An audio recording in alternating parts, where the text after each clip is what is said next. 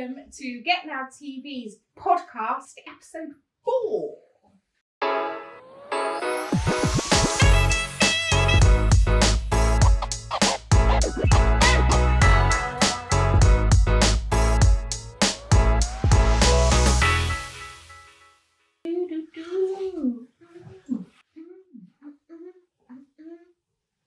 Alright?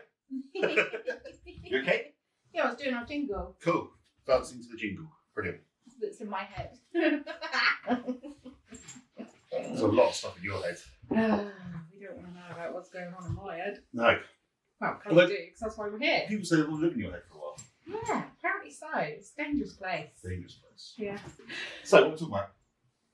Well, I wanted to cover off the allergic reaction pandemic. Pandemic? That makes it sound scary. Yeah. Wow, a lot of people do make it sound very scary, but it's not actually that scary. I wanted to address it. Okay. Are you not talking in this podcast? Yeah, I'm talking. What do you want to address in this pandemic? So there's a lot going on with regard to over here in the UK about regulating the industry, okay, with regard to the increase of allergic reactions that are happening. And I know in the States there's an increase of allergic reactions with regard to products that are used within the nail industry. And also over here it's on the rise. And I know a lot of people are worried about it. So I wanted to banish a few myths that are going on. Mm-hmm. And also, I suppose, just put people's minds at ease that, it's okay. Okay. I haven't really got much to say on this subject at the moment. I mean, we've spoken about, obviously, products and HEMA and certain chemicals within products that are known to be allergen accelerators, but like HEMA, for example. Mm-hmm. But a lot of the time it is down to the application of the product and not the product itself. Because, let's be honest, the nail plate is dead. Correct. Okay? So anything on the nail plate is not going to get into your system. So the only way to get into your system is by coming into contact with the skin or the surrounding tissue, like your hyponychium. Correct. And those areas, and your cuticle. And that's the only way, really, that an allergy can be sparked from your nail. From the nail, yes. So I have a student today has severe allergic reactions now to acrylic, for example. And she now has to double glove and has actually taken acrylics off of her treatment menu, mm-hmm, because it does spark her allergies really quite badly, to the point where, you get into that vicious cycle of becoming allergic, having the allergic reaction, and then clearing it up, and then again coming into contact and being oversensitized to that product or that chemical, should we say. Because as we know, as brand owners, you might get a gel polish from one brand and a gel polish from another brand, and they are most definitely not the same within their chemical composition. So it's not necessarily the product that you're allergic to. It can be one chemical within that product that you are oversensitized to. And sensitivity happens over time, and that span of time depends on you as a person or your client as a person. So, it could be one application, or it could be 5 years worth of application, and then all of a sudden you're going to get allergic reaction or oversensitivity to the product, which then leads to a chemical or an allergic reaction. So, that does differ massively between people, but it all does tie in with regard to regulation within the industry as well. Because the entire time that people, clients, potential clients, Joe Public, if you like, can get substandard product from supermarkets and online retailers, the whole time that can happen it's going to be very, very difficult to be able to quash this overexposure and sensitivity to the product, therefore allergic reactions. Because let's be honest, people can go online, Yeah. buy themselves a kit, and You can go to the supermarket now, Yeah. here in the UK. I don't know what it's like in the US or wherever. yeah, buy themselves a kit for £20, Mm-hmm. set up shop, and call themselves a nail tech. Correct, yeah. When you've got other people out there, yourself included, that have been out and spent thousands upon thousands to get the correct training to use the products in a safe way. Yeah. So you've got people who aren't trained going out buying products that aren't of a high standard, and you're seeing an increase in people having allergic reactions. Saying that though, so just to backtrack on that ever so slightly, it's not just people that, so people can still pay thousands for their training and go to have training with leaders within the industry, including governing body regulated training courses, and still have these issues because, you know, this is the trouble with the regulation again within the industry, because your educator, your education comes down to the quality of the educator. So no matter what syllabus you're doing, whether it's a government regulated learning course that you're doing, or whether it's an independent course that you're doing, your training's only as good as the educator that's delivering it. And if that educator doesn't have the correct standards, they're not going to deliver that education to the highest standard possible. So you can still have nail techs that think they've been taught in the correct way and that, you know, have shelled out thousands that don't actually know the basics of application of products. So it's a really, really grey area in that, you know, you've got some people that will go to a supermarket or an online retailer, buy a kit, and have never had any problems because they're still applying it correctly. Whereas you can have some people that have been to correct training resources and received a certificate and that piece of paper that says that, you know, you're fully qualified, etc., etc., when in fact they can still just as much have that overexposure and that incorrect product application, therefore leading to allergic reactions. So it's a really, really grey area in that it comes down to a very, very much an individual basis. Because we do a lot of research because of our training academy, and we see courses that are offered for like £12 to become a nail tech, and we've actually signed up to one of these courses. I'm not going to say who it's with, but at some point Lauren will be doing the course and we'll be recording it for YouTube to sort of see.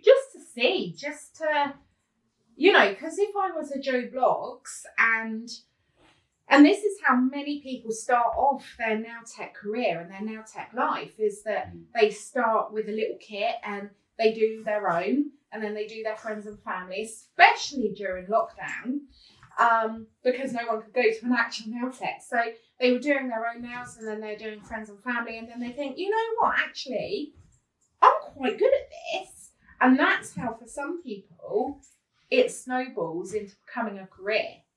So it's a very grey area that does need attention. But with regard to, like you said back at the beginning, the nail plate is dead, and it does come down, you know, a loaded gun doesn't fire itself. No. So it does come down to the person that has that product in their hand that is applying it, and whether they're doing it correctly or incorrectly as to whether there's an adverse reaction or not. And I think, as you said, you can spend thousands on training that is way below par. Yeah. And we found that with the learning zone that we did. Yeah. We had Loads of nail That techs was sign also up for it. standard. No. Just clearing that No. up. We found that a lot of nail techs out there have spent a lot of money on training and then came into the learning zone and their mind was blown by how much they hadn't been taught for the money they paid. Yeah. And that's why we developed the learning zone. Yeah. Because it's like Talita, our ambassador, said, you don't know what you don't know until you know it. Yeah. Which makes sense. Go back through that again. And, you know, if you go on a training course, whether it be with a governing body or a well-known leader within the industry, it's one of those that you take it as face value, that they're teaching you everything that you need to know. And it's not until something like the learning zone comes along, and that's why we developed the learning zone, because there were so many people that I was educating that were like, oh, I wasn't taught that, or we weren't taught that, or I didn't know that. And for me, that was basic aspects of becoming a nail tech. So that's how the learning zone came about. So I was like, I need to deliver this information to people without having to do, you know, I mean, the learning zone is a full course, but without having to make people feel inadequate with regard to the training that they've previously received. Yeah. And it was really successful. It was really successful. And still is now. People are still signing up now. And like you say, you don't know what you don't know. It's not your fault if you're not taught it. However, that responsibility lies fully on your educator and the company that's providing that education. We've seen manuals, and we said this in a previous podcast, we've seen manuals that are a page long for certain things that are fundamental basics to be a nail tech. And the amount of information that's not given is just ridiculous. It goes back to what you said. There's no one regulating these educators. So until the educators are regulated and are set a minimum standard of what they need to provide nail techs, you're never going to get away from this problem of people becoming allergic and having allergic reactions because the product's not being applied in a correct and safe manner. So until the government, you lot, if you're watching, Rishi, sort yourself out. Good afternoon, Prime Minister. You never know. No, you never know. It's never going to see this, let's be honest. But there may be people out there that just need to know that it's not your fault. It comes down to your education. Yeah, it's not your fault. If you've got clients that have allergic reactions, it's not your fault. Because you have to go back to, and that's another thing as well that we wanted to address as a Get Nailed community, if you like, the Get Nailed family. There's no support. No. So, you know, I was finding a lot that people would go for education and be signed off and sent on their way, and then they're on their own. So if you've received substandard education and then been sent on your way into the big wide world, the nail world, who do you turn to if your educator's no longer there to be able to support you?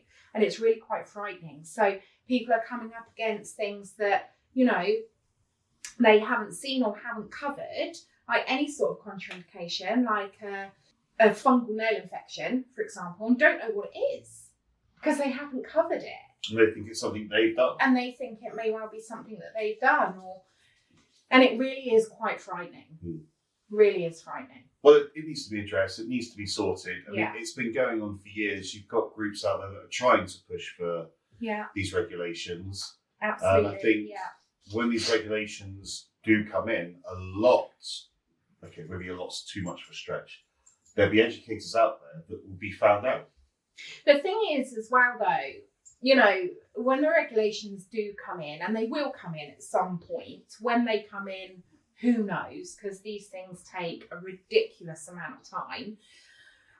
But when they do come in, it's going to be really difficult to be able to regulate every single person that does nails. Because, you know, you are going to almost have like this black market of being able to buy substandard products still. So you're going to have your salons that are like shopfront salons on your high street or wherever that have that physical place to be able to go. But then, how many people have a cabin in their back garden? How many people are set up at home? How many people are mobile? It's going to be so difficult to enforce those regulations. And I think that's what's held it up for so long. Absolutely. At this point, because it takes money. And let's be honest. Time and money. Let's be honest, the government have neither. Yeah. They don't. They don't have the time, nor the money, or the resource to actually implement anything like that. And like you say, hopefully one day it will happen. I'm very optimistic. I like to think it would happen. But the pessimistic side of me says it's never going to happen. Purely because they're never going to have the money, the time, or the resource to actually implement. So if that's the case, I'm going to fire it back at you because it is a very interesting subject. And I know, some people are going to share the same views as us. Some people are going to let us know your views in the comments because it is a really interesting subject. But let me fire that back at you. How can we stop this from happening? How can we decrease the allergic reactions and increase the standard? It's awareness. You need to make people aware. You need to get the message out there. If the government aren't going to do it, someone needs to do it. So it's about educators taking responsibility, making sure that their education is to the highest standard. Yeah. It's about people doing their research and homework as well. Before you invest thousands with an educator, then make sure that you know what you're getting. Yeah. Because there's manuals out there.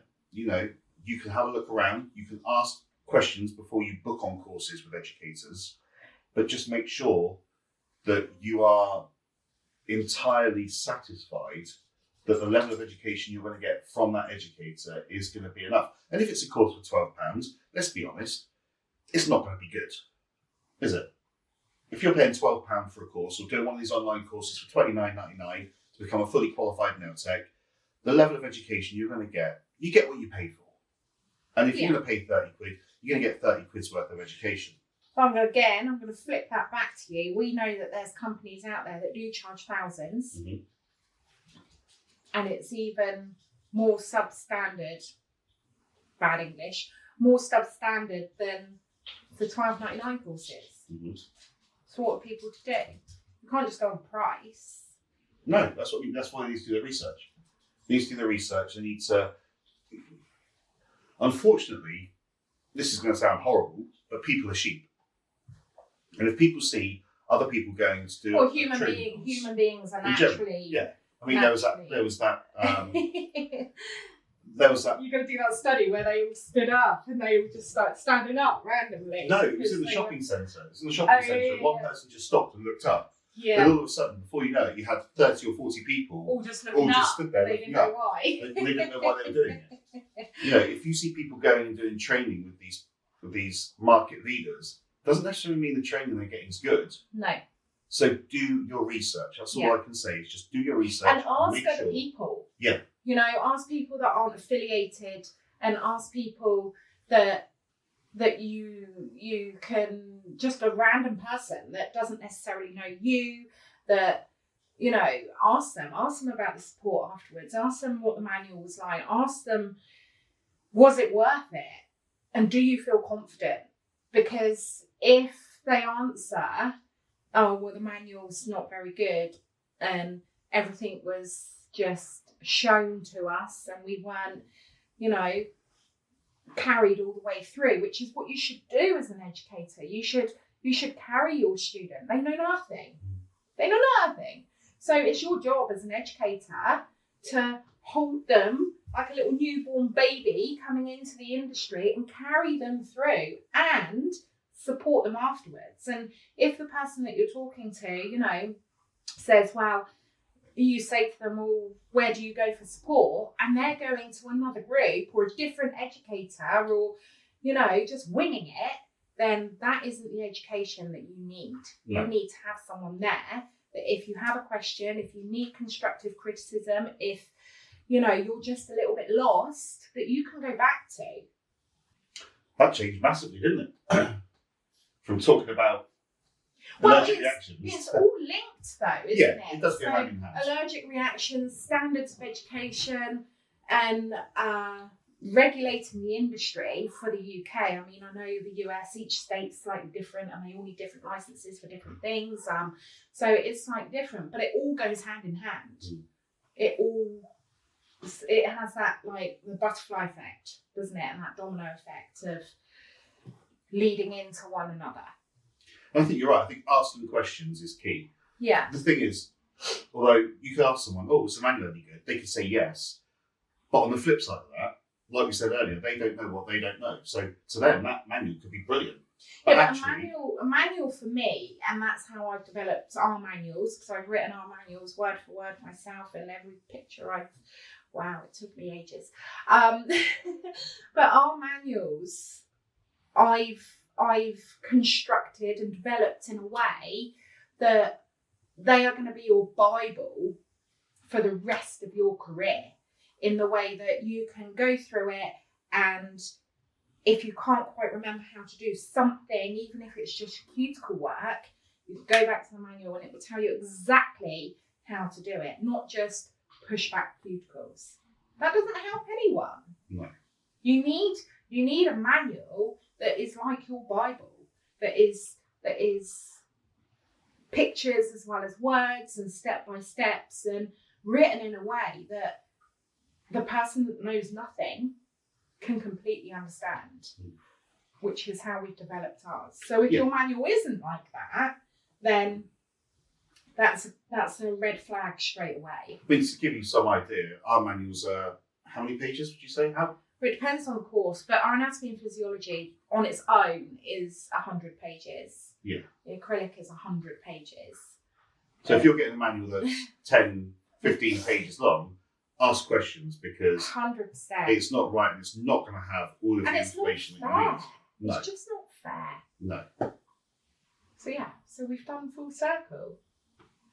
Yeah, like we've said, there's this fear that these products are causing the problems. And yes, on occasions they are. Absolutely, don't get me wrong, there's substandard product out there. Yeah, but on just as many occasions, it's substandard treatment. And when you've got substandard product and substandard training, it's a treatment. It's like dynamite. Yeah. Fire. Yeah. It's bad. And then people blame themselves, and it's not their fault. No. They'll explain themselves. This all arose from a conversation you had this morning with someone you were doing training with. Yeah. And she was like, I'm doing something wrong. And she wasn't. Completely blaming herself the entire time. And I was like, It's not no. you. Stop blaming yourself. It's not you. So, stop blaming yourself. Cool. Well, if you've enjoyed this video, please give us a thumbs up, leave a comment, and don't forget to subscribe. And hit the notification bell. Just saying. Hashtag just saying. Awesome. Thanks for joining us, guys, and we will see you all very, very soon. See you soon. Bye. Bye.